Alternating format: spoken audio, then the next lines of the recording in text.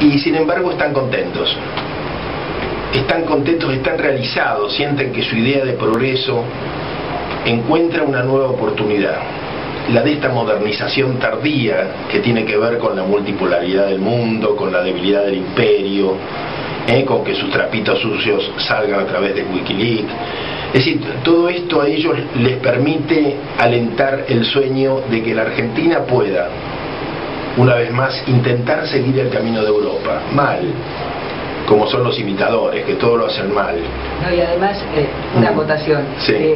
En realidad con un pensamiento colonizado, ¿no? Claro. Porque, digamos, nos compramos el discurso de que nosotros éramos los primitivos, los bárbaros, que teníamos que en algún momento, somos los subdesarrollados, los que nos caracterizamos por lo que nos falta para alcanzar aquello que va a ser el bien.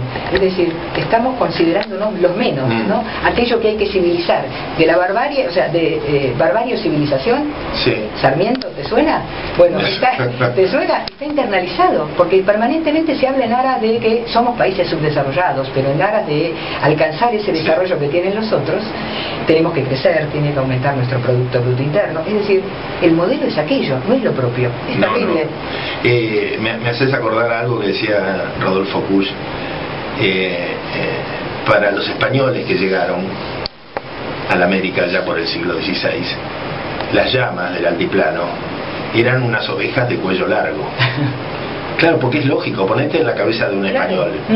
Era una oveja con cuello largo. Y quedó así, quedó como oveja de cuello largo. Entonces,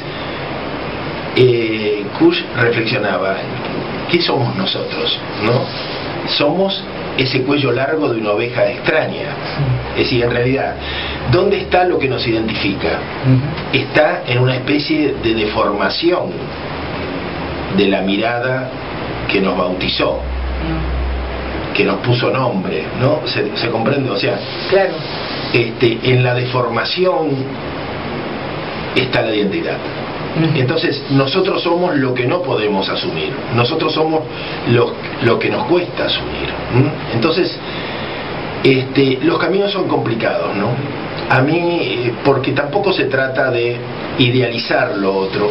A mí me parece que en este momento gran parte del progresismo, por ejemplo, en las ocupaciones de la ciudad de Buenos Aires habidas en las últimas semanas, ha tomado así un partido irrestricto a favor de los ocupantes. No importa qué líder, qué caudillo de barrio los condujera, qué razones las hubiera motivado, qué intereses inmobiliarios o narcos estuvieran atrás, no.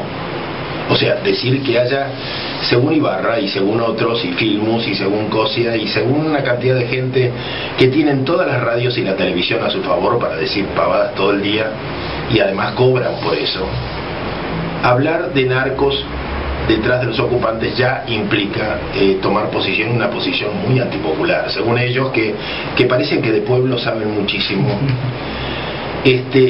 Pero yo pensaba algo que está ocurriendo aquí muy cerca, esta ocupación de una cancha de fútbol en Villa Lugano, y que ha motivado muchísimo a los vecinos. Justamente en el día de hoy a las 19 se están convocando para ver cómo lo resuelven, y yo veía las escenas por televisión de cómo fueron agredidos reiteradamente por los ocupantes, que además no quieren ser censados, que ya están levantando paredes en lo que era una cancha de fútbol del barrio. Es la insensatez total. Y yo pensaba cómo, sin llegar a hablar de hacerse justicia por su mano, me parece que en realidad estamos de nuevo en el 2001 y que las asambleas populares de los barrios tendrían que hacerse cargo del gobierno. Y me parece que la gente de Villa Lugano y de los barrios cercanos como Mataderos tendrían que volver a convocarse como asambleas de vecinos para discutir qué hacer. Porque el problema, evidentemente, en ausencia del Estado, o cuando los estados pelean entre sí, porque están todos preocupados por las candidaturas y las elecciones, me parece que el gran tema sería que la gente vuelva a hacerse cargo de sus destinos. Y su destino implica también poner orden o establecer normas entre los unos y los otros, integrando también a los villeros. Claro, porque por supuesto. Si no estamos hablando de que se están generando guerras de pobres contra pobres, porque claro. ¿de qué estamos hablando, no? No, estamos hablando de que los pobres, se hagan cargo del conjunto y de las propias contradicciones de los pobres. Y no de enfrentar. No de enfrentar, sino de resolverlo de alguna manera. Pero claro. Esto implica también fijar un orden y fijar un orden de prioridades, sobre todo. Yo creo que, y vuelvo a contar algo que nos pasó en Paraguay con el movimiento campesino. En un momento dado, muchos campesinos en las colonias, y pasó lo mismo aquí en Formosa y en otros lugares, en las colonias campesinas, alguno fue tentado con dinero por los ojeros y entregaron su predio a la soja. Y esto afectó a todo el conjunto, porque luego la fumigación afectó a los vecinos e impidió continuar haciendo hortalizas u otras cosas al resto. Entonces era una situación muy grave. Y me contaron el caso de un campesino paraguayo que aceptó una enorme cantidad de guaraníes, nunca había visto tanto dinero, tomó este dinero y se fue a Asunción con su familia. Y esto afectó mucho a la colonia, porque abrió un hueco para los ojeros.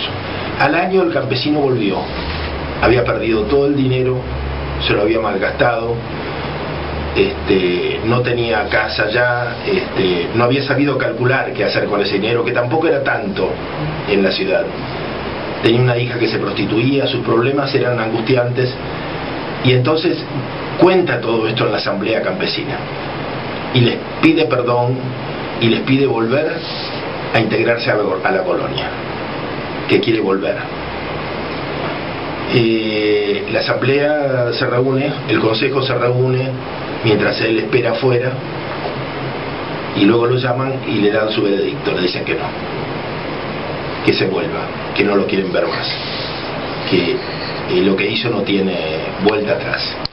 A mí me pareció muy cruel, porque el campesino volvió a Asunción y es un caso perdido. Seguramente debe ser uno de los paraguayos que está por la Argentina, pero después me explicaron ellos que necesitan ser duros porque están sobreviviendo frente a un poder implacable, el poder de los brasiguayos que les matan sus hijos y que tienen el respaldo del ejército de Lula, por otra parte. Y ellos tienen un gobierno absolutamente incompetente, como es el obispo Luga, realmente, que no gobierna, que tampoco le importa gobernar, que no se sabe por qué está ahí, realmente. De manera que la situación es muy difícil. Y lo que vivimos en Paraguay se está viviendo en la Argentina. La gente tiene que hacerse cargo, porque tenemos mucha gente incompetente y mucha gente irresponsable en cargos de gobierno. Sí. Y una de las pocas soluciones que tenemos es hacernos cargo de nuestras propias vidas, tanto en lo local, en las pequeñas cotidianidades, como en las decisiones políticas. No podemos ya elegir entre la Pepsi y la Coca, que es lo que nos pasa en las elecciones. Yo pienso que las próximas elecciones van a ser parte de un gran carnaval que vivimos cotidianamente, en la prensa, en los discursos, en las opciones que se nos dan. Elegimos entre marcas, basta. No queremos más elegir una u otra. Queremos ser nosotros mismos.